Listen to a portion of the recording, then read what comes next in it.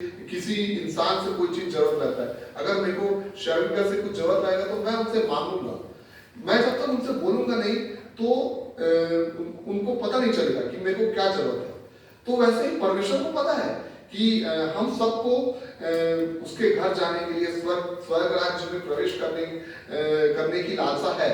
पर जब तक हम उससे मांगेंगे नहीं और जब तक हम वैसा काम नहीं करेंगे तब तक वो उसको पता नहीं चलेगा, परमेश्वर को पता नहीं चलेगा कि क्या बोलते हैं आप हम इंसान को क्या चाहिए।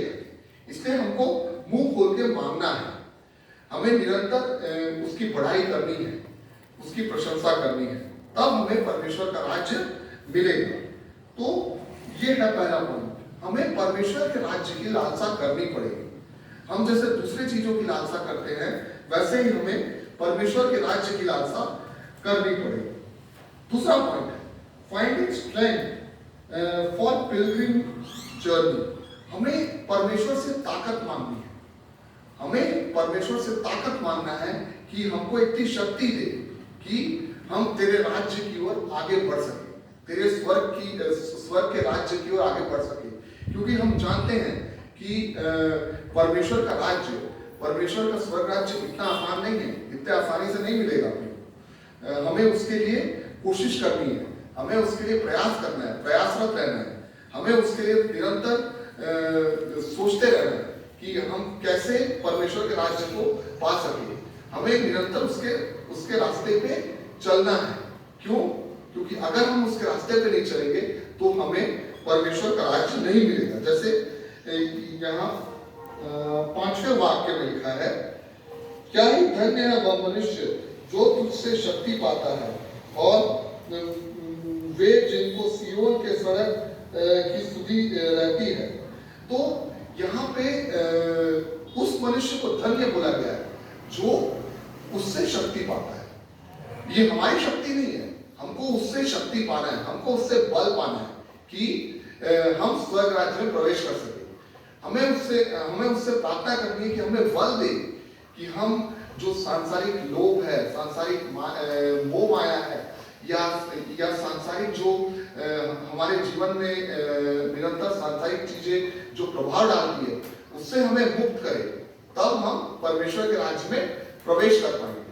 क्योंकि अगर हम सांसारिक चीजों से जकड़े रहेंगे, अगर हम प्रलोभनों से जकड़े रहेंगे तो हम परमेश्वर के राज्य में कभी प्रवेश नहीं कर पाएंगे। इसीलिए हमें वो चीज मांगना है, वो ताकत मांगनी है कि हम प्रलोभनों में ना पड़े। हमें वो ताकत मांगनी है कि हम सकरे रास्ते पे चल के परमेश्वर के राज्य में प्रवेश कर सके। क्योंकि जैसा हमने एवंगेलियन में सुना था, सकरे रास्ते से ही गुजर के हम परमेश्वर के राज्य में प्रवेश कर पाएंगे।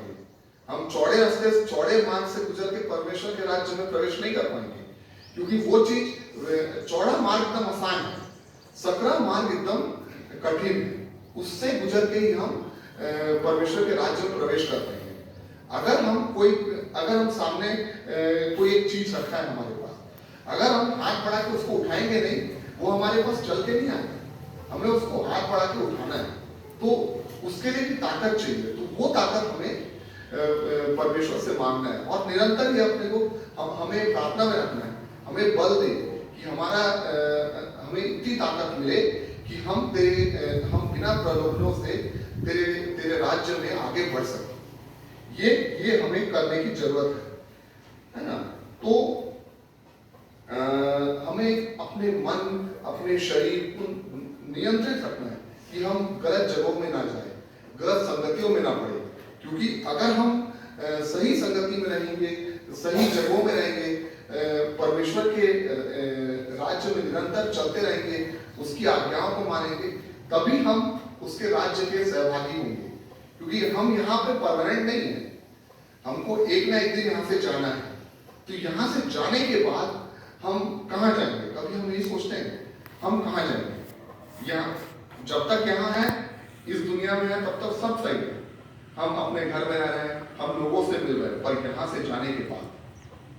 जाने के बाद क्या हमारी लाइफ क्या होगी? वहां पे स्वर्गलोक में क्या हमें प्रवेश मिलेगा?